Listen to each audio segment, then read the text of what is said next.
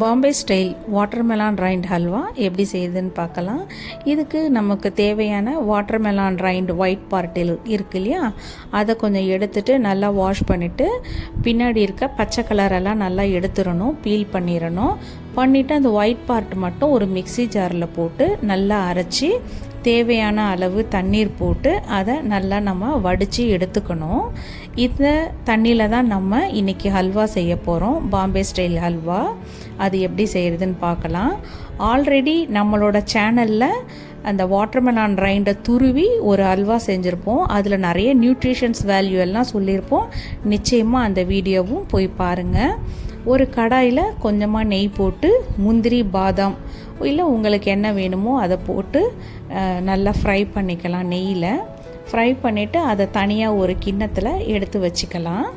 எடுத்து வச்சுட்டு இதே கடாயில் நம்ம எடுத்து வச்சுருக்க வாட்டர்மெலான் ரைண்ட் ஜூஸ் இருக்குது இல்லையா, அதை போட்டுக்கலாம். இதை போட்டுட்டு நமக்கு இன்னும் கொஞ்சம் தண்ணி போட்டுக்கலாம், ஆர்டினரி வாட்டர் கொஞ்சம் போட்டுக்கலாம். போட்டுட்டு ஒரு கிண்ணத்தில் 3 ஸ்பூன் அளவுக்கு கார்ன்ஃப்ளோர் எடுத்திருக்கேன். 3 ஸ்பூன் அளவுக்கு கார்ன்ஃப்ளோர் எடுத்து அதில் கொஞ்சமாக தண்ணி போட்டு மிக்சிங் லெவலுக்கு தண்ணி இருந்தால் போதும், லம்ஸ் இல்லாமல் நல்லா கிளறி வச்சுக்கலாம். இப்போ நம்ம அந்த வாட்டர்மெலான் ரைண்ட் தண்ணி இருக்கு இல்லையா, அது நல்லா கொதிக்குது. அதில் இந்த கார்ன்ஃப்ளோரை கரைச்சி ஊற்றிட்டு உடனே கிளற ஆரம்பிச்சிட்டு, இல்லாட்டி ஒரு மாதிரி கெட்டியாயிடும் அங்கங்கே.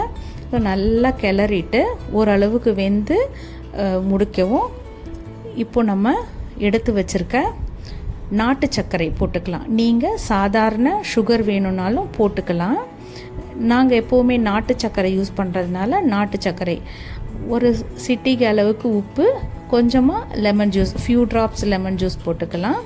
லெமன் ஜூஸ் போடுறதுனால நல்லா சாஃப்ட்னஸ் கொடுக்கும், கொஞ்சம் கல் மாதிரி ஆகிடாது. அதனால் நல்லா கிளறிக்கிட்டே இருக்கும்போது ஒரு கன்சிஸ்டன்சி நல்லா வரும்போது நமக்கு கொஞ்சம் நெய் ஊற்றிக்கலாம். அப்பப்போ எவ்வளோ தேவையோ நெய் ஊற்றிக்கலாம். அதிகமாக வேணுன்றவங்க அதிகமாக ஊற்றிக்கலாம், இல்லாட்டி கொஞ்சமாக கூட நெய் போட்டுக்கலாம். நல்லா அல்வா பதத்துக்கு வந்துருச்சு, நல்லா டிரான்ஸ்பரண்ட்டாக ஆகிடுச்சு. ஒரு பிளேட்டில், நெய் போட்ட பிளேட்டில் அந்த ஹல்வாவை போட்டுட்டு நல்லா சமப்படுத்தி வச்சுக்கலாம். ஆறுனதுக்கப்புறம் அழகாக க்யூப்ஸ் போட்டு சாப்பிடலாம். ரொம்பவே டேஸ்ட்டாக இருக்கும், ஹெல்த்தியாகவும் இருக்கும். இந்த ஹல்வா செஞ்சு எப்படி இருக்குன்னு சொல்லுங்கள். இதை ட்ரை பண்ணிவிட்டு கமெண்ட் பண்ணுங்கள் எப்படி இருக்குன்னு சொல்லிவிட்டு. சூப்பரான சாஃப்டான ஹல்வா, அப்படியே வாயில் வச்சா வழுக்கிட்டு போயிடும், அவ்வளோ சூப்பரான halwa. Subscribe for more videos. Thank you for வாட்சிங்.